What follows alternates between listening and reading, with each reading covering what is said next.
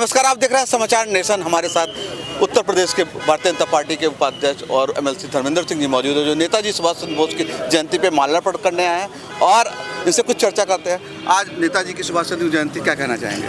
आज पूरा देश नेताजी सुभाष चंद्र बोस जी की जन्म जयंती को मना रहा है, नमन कर रहा है, उनकी स्मृतियों को नमन कर रहा है। दुनिया में ऐसा नेतृत्व बिरला ही होगा जो देश की आज़ादी के लिए विदेश में जा कर के आज़ाद हिंद फौज का गठन किया उन्होंने और माँ भारती के लिए अपना पूरा जीवन समर्पित किया।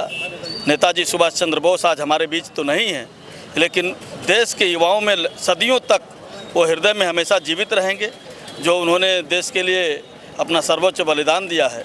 आज हम सब गोरखपुर महानगर के कार्यकर्ता, हमारे महानगर के संयोजक राजेश गुप्ता जी, हम महानगर के सभी पदाधिकारी पार्षद गणों के साथ यहाँ करके पैडलेगंज में उनकी मूर्ति पर माल्यार्पण हम सब ने किया है। उनके पैरों उनके चित्र मूर्ति पर पुष्प चढ़ा करके विनम्र श्रद्धांजलि अर्पित की है।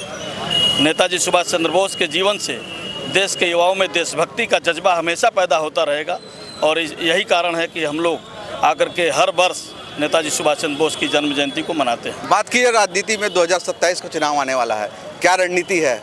वही विपक्ष लगातार हमले कर रहा है कि भाजपा कहती कुछ है और करती कुछ है। देखिए, भारतीय जनता पार्टी अपने जनसंघ काल से 1951 में भारतीय जनसंघ का गठन हुआ और 1953 से भारतीय जनता पार्टी ने जो कहा वो किया।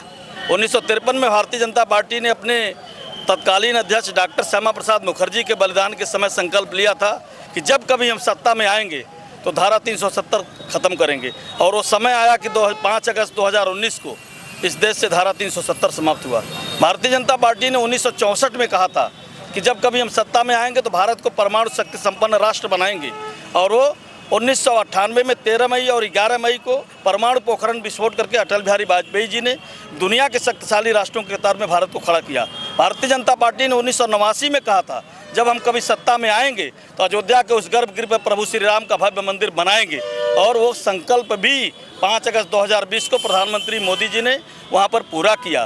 भारतीय जनता पार्टी ने 1967 में कहा था, दीनदयाल उपाध्याय जी ने कहा था कि जब तक इस देश का विकास नहीं होगा, जब तक समाज के आखिरी पायदान पर खड़े हुए व्यक्ति का विकास नहीं होगा, और इसीलिए 4.5 दर्जन से अधिक गरीब कल्याणकारी योजनाओं को मोदी जी ने धरती पर उतारने का काम किया है। और इसलिए भारतीय जनता पार्टी जो कहती है वो करती है, विपक्ष का झूठा वो बयान है वो।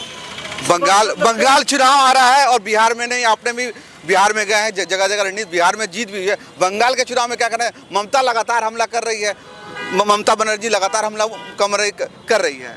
देखिए, जब दीपक बुझने वाला होता है तो उसकी लौ तेज होती है, और देश भर में जो प्रधानमंत्री मोदी जी के नेतृत्व में एक राष्ट्रवाद की लहर खड़ी हुई है, विकास का एजेंडा खड़ा हुआ है, दुनिया के शक्तिशाली राष्ट्रों के कतार में भारत खड़ा हुआ है, भारत विकसित राष्ट्र की तरफ बढ़ रहा है, तो हर जगह भारतीय जनता पार्टी प्रचंड बहुमत से आने वाली है। और जो लोग बोल रहे हैं वो लोग कुछ दिन में उनका लौ बुझने वाला है।